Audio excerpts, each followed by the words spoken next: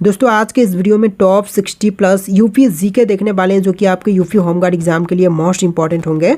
तो इस वीडियो को आप लोग ध्यान से देखिएगा। इस वीडियो में आपका पहला सवाल है, उत्तर प्रदेश पूर्व से लेकर पश्चिम तक की लंबाई कितनी है। देखिए, यूपी का पूर्व से लेकर के पश्चिम तक की टोटल लंबाई जो है इनमें से कीजिएगा 650 किलोमीटर। तो यहाँ पर आपका बिल्कुल सही जवाब है option number A, 650 kilometre total लंबाई है। देखिए अगला सवाल, उत्तर प्रदेश का उत्तर से लेकर के दक्षिण तक चौड़ाई कितने किलोमीटर की है। तो उत्तर से लेकर के दक्षिण तक की टोटल चौड़ाई जो है इनमें से कीजिएगा 240 किलोमीटर की। तो यहाँ पर आपका बिल्कुल सही जवाब है ऑप्शन नंबर ए, 240 किलोमीटर की। देखिए क्वेश्चन नंबर 3 है, संपूर्ण उत्तर प्रदेश का क्षेत्रफल कितना वर्ग किलोमीटर है। तो पूरे क्षेत्रफल जो बात करें उत्तर प्रदेश की, तो इनमें से कीजिएगा 2,40,982 वर्ग किलोमीटर। तो यहाँ पर आपका बिल्कुल सही जवाब है ऑप्शन नंबर ए। देखिए क्वेश्चन नंबर 4 है, उत्तर प्रदेश में गंगा नदी के किनारे कौन सा शहर स्थित है। तो गंगा के किनारे पर जो शहर है इनमें से कीजिएगा बिठूर शहर। तो यहाँ पर आपका बिल्कुल सही जवाब है ऑप्शन नंबर ए, बिठूर शहर। चलिए अगला सवाल, उत्तर प्रदेश में राप्ती नदी के किनारे कौन सा शहर स्थित है। तो राप्ती नदी के किनारे पर जो शहर है इनमें से कीजिएगा गोरखपुर शहर। तो यहाँ पर सही जवाब है ऑप्शन नंबर सी, गोरखपुर शहर। देखिए अगला सवाल, उत्तर प्रदेश में गोमती नदी के किनारे पर कौन सा शहर स्थित है। तो गोमती नदी के तट पर जो शहर है इनमें से कीजिएगा जौनपुर शहर। तो यहाँ पर आपका बिल्कुल सही जवाब है ऑप्शन नंबर सी, जौनपुर शहर। देखिए अगला सवाल, यूपी में सई नदी के किनारे कौन सा शहर स्थित है। तो सई नदी के किनारे पर स्थित शहर जो है इनमें से कीजिएगा प्रतापगढ़। तो यहाँ पर बिल्कुल सही जवाब है ऑप्शन नंबर डी, प्रतापगढ़। देखिए क्वेश्चन नंबर 8 है, जब संयुक्त प्रांत का नाम बदलकर उत्तर प्रदेश रखा गया उस समय उत्तर प्रदेश के मुख्यमंत्री कौन थे। जब जो संयुक्त प्रांत से उत्तर प्रदेश नाम रखा गया था इस समय यूपी के मुख्यमंत्री थे गोविंद वल्लभ पंत। तो यहाँ पर सही जवाब कीजिएगा option number B, Govind Ballabh Pant. आप लोग इस वीडियो को लाइक कर देना दोस्तों।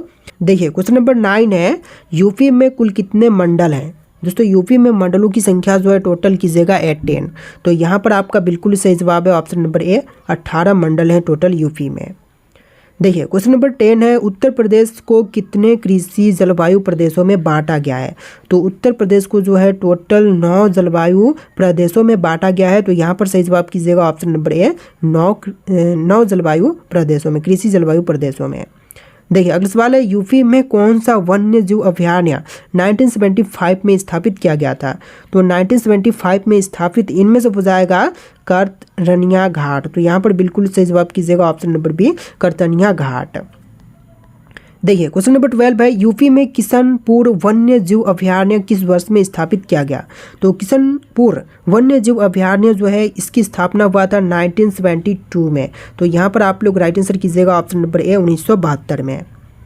देखिए क्वेश्चन नंबर 13 है, उत्तर प्रदेश में चंबल वन्य जीव अभयारण्य किस वर्ष में स्थापित किया गया था। तो चंबल वन्य जीव अभयारण्य जो है इसकी स्थापना हुआ था 1979 में। तो यहाँ पर सही जवाब कीजिएगा ऑप्शन नंबर सी, 1979 में। देखिए क्वेश्चन नंबर 14 है, यूपी में रानीपुर वन्यजीव अभयारण्य की स्थापना किस वर्ष में की गई। तो रानीपुर वन्यजीव अभयारण्य की स्थापना जो है यह हुआ था 1977 में। तो यहाँ पर सही जवाब कीजिएगा ऑप्शन नंबर सी, 1977 में। देखिए क्वेश्चन नंबर 15 है, यूपी में चंद्रप्रभा वन्यजीव अभयारण्य कहाँ पर स्थित है। दोस्तों यूपी में चंद्रप्रभा वन्यजीव अभयारण्य जो है चंदौली में है। तो यहाँ पर सही जवाब कीजिएगा ऑप्शन नंबर बी, चंदौली में।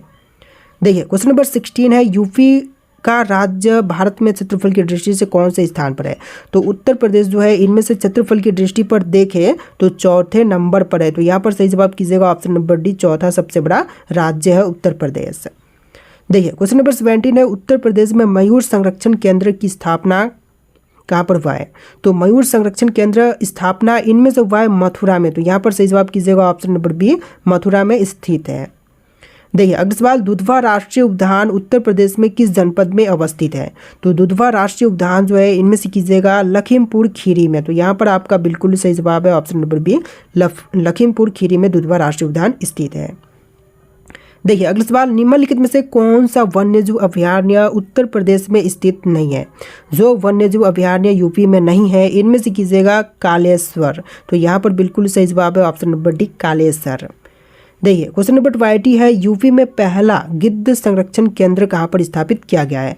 तो गिद्ध संरक्षण केंद्र जो है सबसे पहला बांदा में स्थापित किया गया है। तो यहाँ से सही जवाब कीजिएगा ऑप्शन नंबर बी, बांदा में। देखिए क्वेश्चन नंबर 21 है, उत्तर प्रदेश में पहला गैर संरक्षण केंद्र कब स्थापित किया गया था। तो पहला गैर संरक्षण केंद्र की स्थापना जो है 2019 में हुआ था। तो यहाँ पर आप लोग राइट आंसर कीजिएगा ऑप्शन नंबर ए, 2019 में। भारत में सबसे अधिक कॉफी उत्पादन करने वाला राज्य कौन सा है। तो इसका बिल्कुल सही जवाब कीजिएगा कर्नाटक, जो कि भारत में सबसे ज़्यादा कॉफ़ी की पैदावार करती है। देखिए क्वेश्चन नंबर 2 है, सिंधु सभ्यता का कौन सा स्थान भारत में स्थित है। तो सिंधु सभ्यता का जो स्थान भारत देश में है, इनमें से कीजिएगा लोथल। तो यहाँ पर आपका बिल्कुल सही जवाब है ऑप्शन बी, लोथल, जो कि भारत देश में स्थित है। देखिए क्वेश्चन नंबर 3 है, ग्रामीण विकास संस्थान, राष्ट्रीय ग्रामीण विकास संस्थान कहाँ पर स्थित है। हैदराबाद, कानपुर, कोलकाता या फिर मुंबई। अगर आप जानते हैं तो फटाफट यहाँ पर ऑप्शन नंबर फटाफट कमेंट कीजिएगा। लाइक ऑप्शन नंबर ए आपका बिल्कुल सही जवाब है, हैदराबाद। तो इस तरह से आप लोग ऑप्शन नंबर ए लिख करके कमेंट कीजिएगा फटाफट। देखिए क्वेश्चन नंबर 4 है, महावीर स्वामी का जन्म कहाँ पर हुआ था। दोस्तों महावीर स्वामी का जन्म इनमें से हुआ था कुंडग्राम में। यहाँ पर सही जवाब कीजिएगा ऑप्शन नंबर सी, कुंडग्राम में महावीर स्वामी का जन्म हुआ था।